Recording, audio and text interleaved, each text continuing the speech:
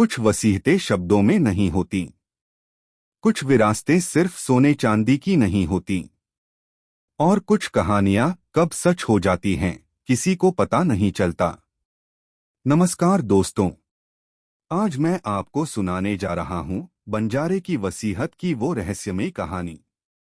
एक ऐसी दास्तान जिसमें है डर, लालच, परख और एक सच्चा उत्तराधिकारी। तो चलिए इस रेतीले सफर पर मेरे साथ चलते हैं। राजस्थान के सीमांत इलाके में बसा था एक छोटा सा गांव धनगांव, जहां की हवाएं शाम ढलते ही डरावनी हो जाती थीं और रेत की हर सरसराहट में कोई पुराना रहस्य छुपा होता था। गांव के बाहरी हिस्से में खड़ा था एक खंडहर पुरानी हवेली, लेकिन लोग उसे बंजारे की हवेली कहते थे। क्यों? क्योंकि 100 साल पहले वहां आया था एक अजनबी। उस अजनबी का नाम था सेवकराम। लंबा कद, पगड़ी में बंधी आंखें और साथ में एक लोहे का भारी संदूक। गांव में किसी ने ऐसा वैभव पहले कभी नहीं देखा था। सेवकराम ने कुछ ही महीनों में बनवाई एक बड़ी हवेली। ना कोई परिवार, ना कोई संगी साथी। वह सबकी मदद करता, बीमारों का इलाज करवाता, भूखों को खाना देता, लेकिन खुद के बारे में कुछ नहीं बताता। और फिर एक दिन वो मर गया।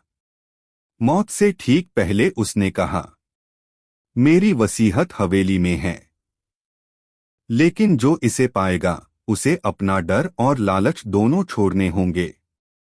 सेवकराम की मौत के बाद हवेली बंद हो गई, लेकिन हर तीसरे साल पूर्णिमा की रात हवेली अपने आप खुल जाती थी। कभी कभी कोई युवक हवेली में दाखिल होता, लेकिन फिर कभी लौटता नहीं। कहते थे हवेली किसी को बुलाती है और किसी को निगल लेती है। साल 2020। जयपुर का एक शोधार्थी आरव राजस्थान की विरासतों पर काम कर रहा था।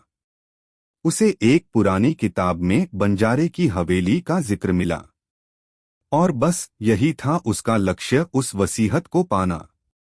गांव वालों ने बहुत रोका, डराया, लेकिन आरव ने कहा, अगर मैं लौटा तो बंजारे की आत्मा भी मुस्कुराएगी। और वो हवेली की ओर निकल पड़ा। हवेली के दरवाजे जैसे उसके लिए ही खुले थे, जैसे हवेली जानती हो कि ये वही है जिसे अंदर आना था। अंदर घुसते ही दीवारों पर लगे चित्र जैसे जिंदा हो उठे। एक कोने में पड़ा था एक पुराना संदूक जिस पर खुदा था, धन वहीं होता है जहां डर खत्म होता है। आरव एक तहखाने में उतरा। वहां अजीब सी हवा थी, जैसे अतीत की यादें उसमें बसी हों। तभी दीवारों पर उसके बचपन के दृश्य उभरने लगे। मां की मौत, पिता की बेरुखी और उसका डर। एक स्वर गूंजा, जो अपने डर को गले लगाता है वही उसे पीछे छोड़ सकता है। आरव ने अपने भीतर झांका, आंखें बंद कीं और डर को स्वीकार किया। दरवाजा अपने आप खुल गया। अब वह पहुंचा एक कमरे में जहां हर ओर था सोना, चांदी, हीरे। बीच में एक अमृत की बोतल जिस पर लिखा था, जो इसे पी लेगा वह अमर हो जाएगा। आरव ठिठका, पर उसने बोतल नहीं उठाई। वो जानता था ये वसीयत की परख है, उसका असली उद्देश्य नहीं। और उसी पल दीवारों पर चमकती लकीरें उभरीं। तू सफल है क्योंकि तू ठहरा नहीं। अब वह पहुंचा हवेली के अंतिम कक्ष में।